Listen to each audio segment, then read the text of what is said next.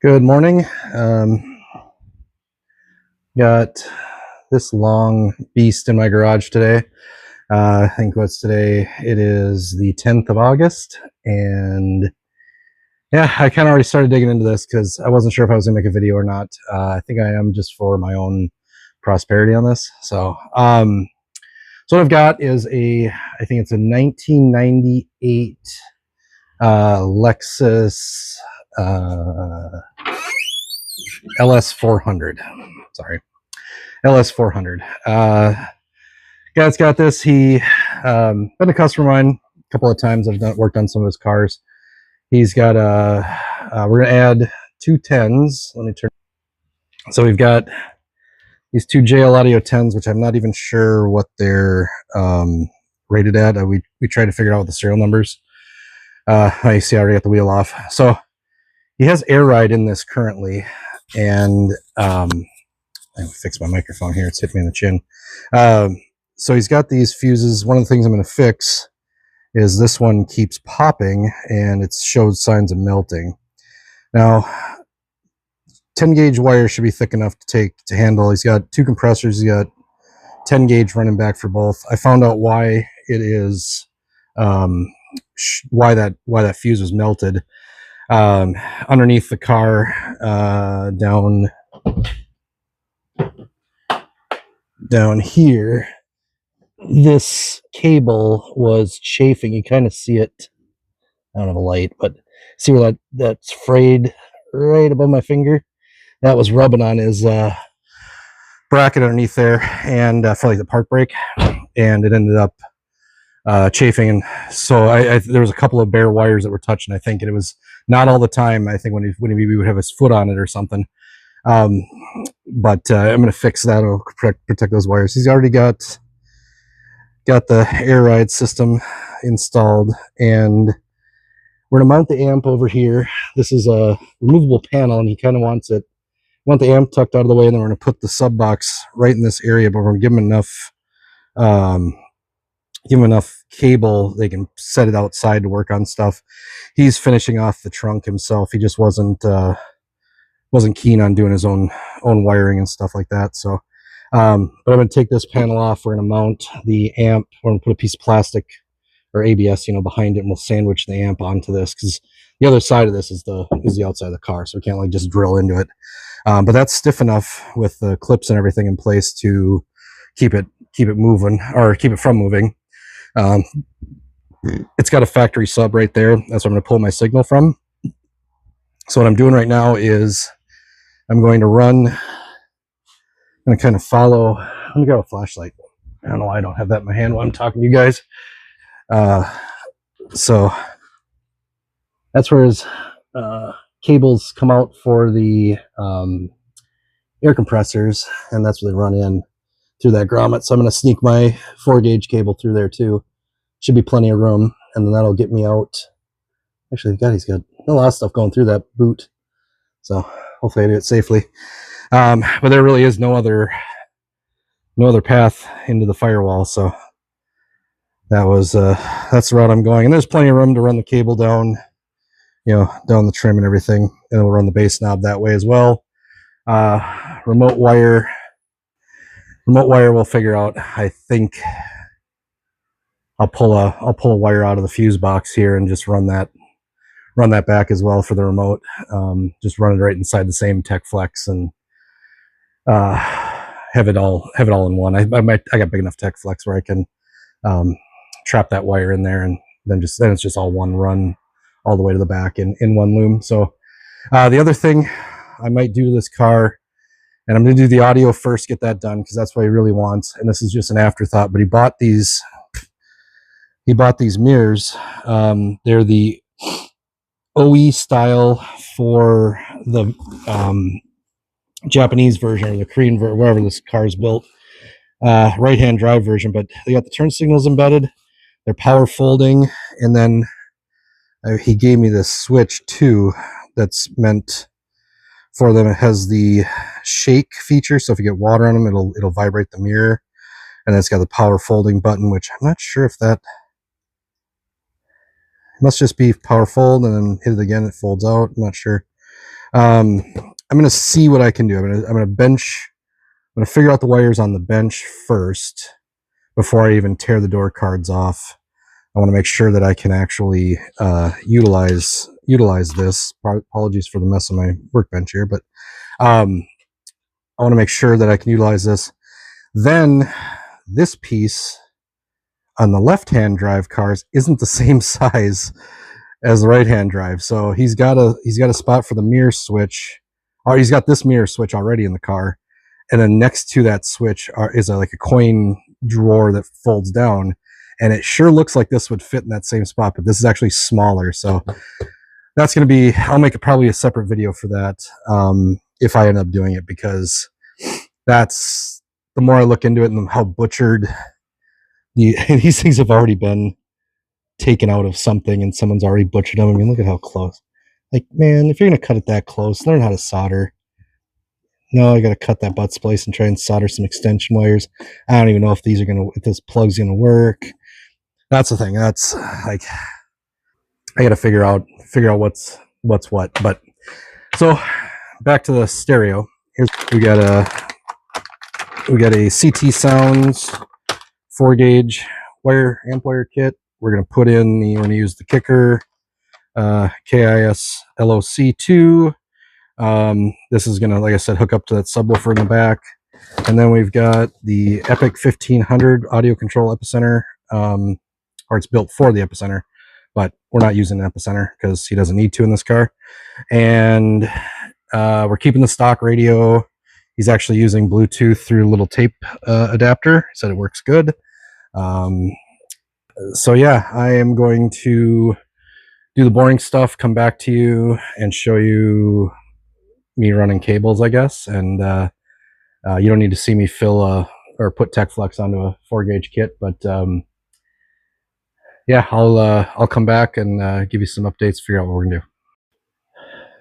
Okay, I'm back with an update. It's been about 45 minutes or so. Made some good progress. Let me show you. So I normally, when I normally do systems, I do the fuse holder last. This time I did it first, so I knew my layout, because I wanted to put this fender liner back in, get the tire back on, get this thing back on the ground. So I've got, they already have a fuse for, I'm assuming this is the remote turn on for the air ride system, because it's kind of all the same wires. So I'm going to utilize that same fuse tap, or the same signal. We'll just tap into this wire here. This is the remote wire going back to the amp. This is going to come around and attach right there. We've got this. It's flimsy, but it's going to hold. It's going to support it. Once that cable's secured, I'm going to throw a zip tie here when I got everything done too. So that'll help hold everything, make it solid. I had to use a thin piece because this bolt isn't very long, and I needed to be able to, I didn't have another 10mm bolt, so it's kind of got a little support there from the radiator shroud, but it's good. So I've got everything ran under here, tied up, and into that boot. Actually, I was able to fit my finger all the way in there. It was a lot of space. So now I got my cable here. That should hopefully make it to the trunk. Geez, that's going to be... This thing's a beast. Well, hopefully it makes it. I don't know what else I can do. I'll have to... yeah, well, we're going to find the shortest route for that. I think I'm just going to this corner here with the amp. Wow. Yeah, it's going to... She's going to be close. Yeah, all right. Next steps are going to be I'm going to get that tire back on, or fender liner back in, tire back on, car back on the ground. Then I'm going to work on running all the wires, or running the power cable back, the bass knob. Can't forget the bass knob. I always do. I think I'm going to find a spot for that too. He leans back in the car. You know, he drives like I do, with your right arm. You know, you kind of lean back, right arm on the console. So I'm gonna try and put the bass knob around that area. There isn't a factory location for it, you know, where you got the little plugs or whatever, or blank spaces. So I'm gonna see if I can come up with something fancy, or just he's gave me permission to screw it to the side of the console there too. So we might also just tuck the cable out so it's loose, so you maybe hold on to it. I don't know. It's kind of a cool. Where'd it go? So this it's got the, you know, light on it and everything, which is kind of cool. So I'm going to try and keep it in this box. Normally I take these out and do a custom pleat, you know, custom mount, but this one I think we're just going to end up screwing to the side console or the center console or something. So yeah, that's the plan for now. I will be back. I'll probably, like, when we do the amp rack and stuff like that, I'll probably record that and show you guys that part. So back with an update. Okay, it's been about an hour. Actually, doing pretty good on this. I had to take a lot of stuff apart. For a 1998, I gotta say, Lexus, pretty impressive. It's definitely a well put together car, and I think if this was in like the Rust Belt or Midwest or something, half of these bolts would have broken as I was taking it apart. So I had to pull the whole back seat apart. Let me show you. So I had to get access to my wiring running up through there. I had to take the back seat out. Back, yep. And so everything's ran. I got all my trim work back in. I got that wire repaired that was damaged. I've got the subwoofer out. So this trunk does not have a pass-through to the back seat because it's got a fuel tank right there. That's where the fuel tank is. So I've done this on other cars. I did a GTO, 05 GTO that had it had like 6x9 or 6.5s in the deck, rear deck for its subwoofers. I removed those, and then the sound from the trunk could make it through to the interior of the car. So that's what I'm gonna do. I'm gonna leave the subwoofer out. I'm gonna tap into that wire. So there's the plug-in for the sub. Very hard to get at. I thought I was gonna take more apart, but so I got my line output converter made up. I took the plug off the subwoofer, and this is the sub.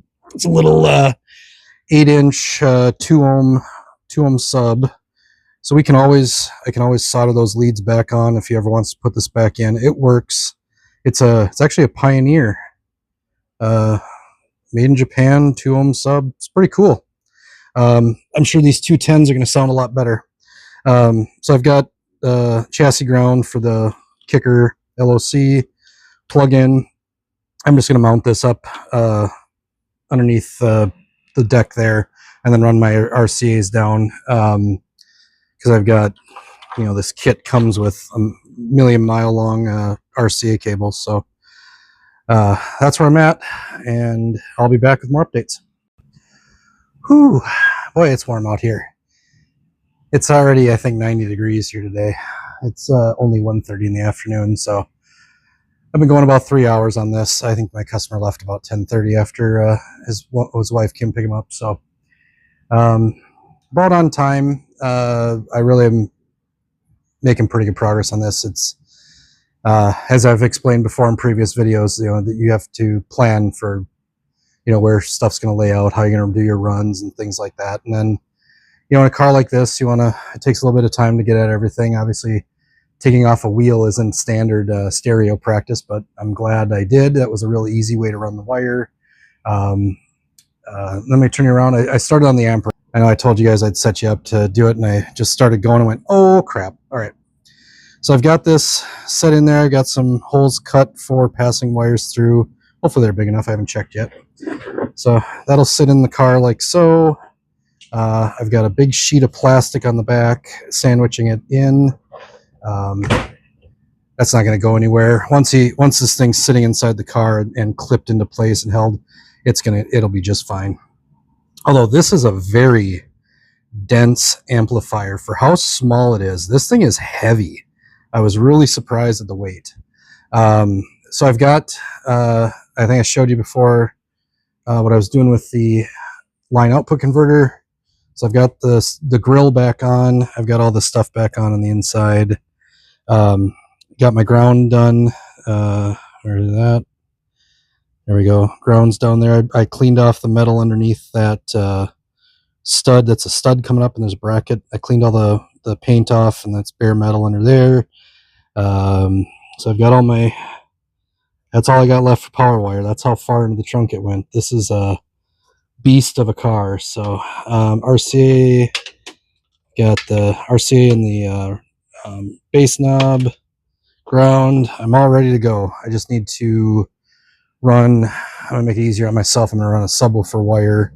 I'm gonna hook that up now before I bring all this into the car. Yep. And the kit comes with the subwoofer wires or the speaker wires. So he wants extra. I'll just run that whole thing. I mean, within reason. I'll set the sub box out on the ground and see what ends, how it ends up, lengthwise. So yeah, it's a ported box. He had it sitting in his trunk facing up. Let's see how well it fits facing backwards, or even facing forward, because that slot port's on the front. Might be able to blow into the rear deck lid. There'll obviously be enough speaker wire we can turn it around and figure out which way sounds best. But yeah, that's the plan. All right, just thinking things out here. Next steps. It's so warm. I've got a fan in here, and I got the garage door closed. The sun beats on this side of the house all day, basically. So earlier this morning when I started this job, the sun was creeping into the garage. That's the angle it was at. So hoping it's got a little higher in the sky and I can open the garage and have some shade out there, and hopefully there's a breeze. A little hurricane fan up there. It's enough. I mean, it's 80 degrees out here in the garage, according to the thermometer I've got on the wall. So if you can see that right there, yeah, 80 degrees. So yeah, I'm a little sweaty. But summer's in Washington. It's August. So, all right, I'll be back once I've got the rack mounted and got the car kind of cleaned up a little bit, and then that'll wrap it up on the stereo side of things. He's got a CD player. I'm going to see if I can use that to tune with my SMD DD1. And hopefully, if not, I'll have to find some stuff on my phone and play it through the Bluetooth adapter and all that. So more to follow. I'll be back. Okay, it's been a couple hours. Yeah, it's about 3 o'clock now. It's taking me way too long. It's all done. It's all tuned. Sounds actually pretty good. I'm not a fan of the bass knob. Like, it doesn't seem like it's doing anything. I've checked both plugs. It had a label on one end. It didn't say it's directional. In fact, I probably should read the directions before I button the car all the way up. But I'll do that. But I did run into an issue. Had everything tuned, and my ground wasn't good enough. So apparently I didn't clean enough underneath there, and that's about as good as I could do. So I just ran my own ground right next to that stud. So I'll show you what I got here. So that's all done. I didn't have another one of those fuse holders. I thought I did. So I had to make one. This is ghetto, but he'll get a new one, and then he'll be able to just swap that over. He did this work, or one of his friends. Now that I've got it fixed inside the car, it should be fine. It's definitely enough to carry 30 amp power. So it's all hooked up. Got my power wire here. That's going to be fine right there. Back seat's still not together, but I'm kind of glad I didn't if I have to switch this thing around. So there's my new ground down there, and there's the amp mounted, so off the side of the trunk there. Yeah, it's got some insulation on the back side. I just kind of clean that up a little bit. So this thing wasn't sounding very good at first, like very, very underwhelming. The I couldn't. You feel both subs. It felt like they were hitting the same time, and it just was not outputting barely any air coming out of the port. I'm like, God. I ended up tuning it to put out 1,000 watts at 2 ohms, which is what the amp is rated for.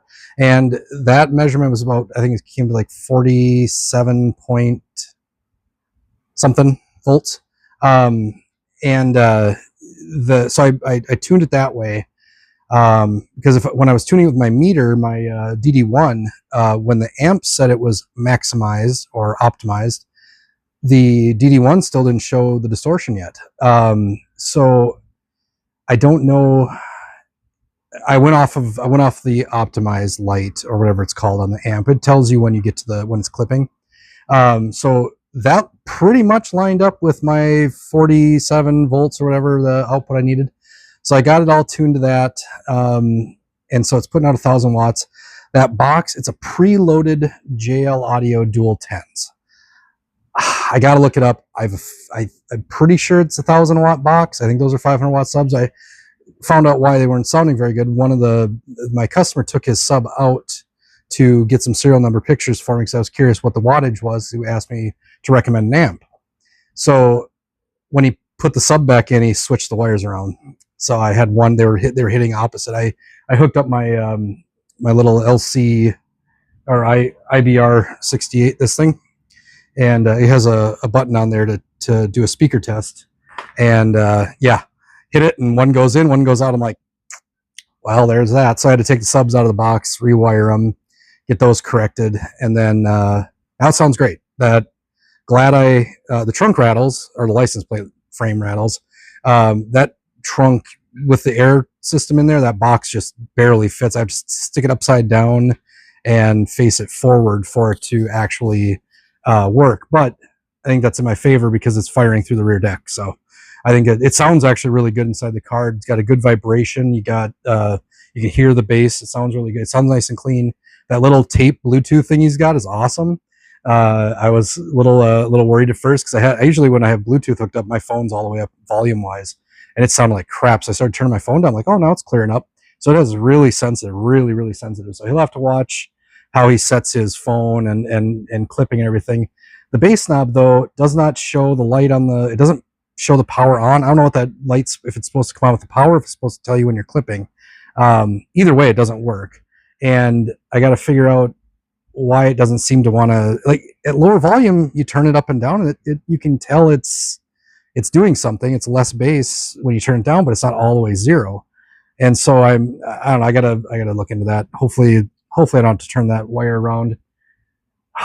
It'll be easy. I don't have the car put together all the way, so it won't be too bad. But if it's a directional wire, it had a little sticker on it that said ARC E, ACRE, which doesn't spell ARC. I realize that now. But the remote or the bass knob says ACRE on it. So I just put that into that end. I looked at the two ends. If it's directional, they should do different ends on it. So I'll get back to you on that one, maybe. Otherwise, this is done. I'm gonna figure out the bass knob.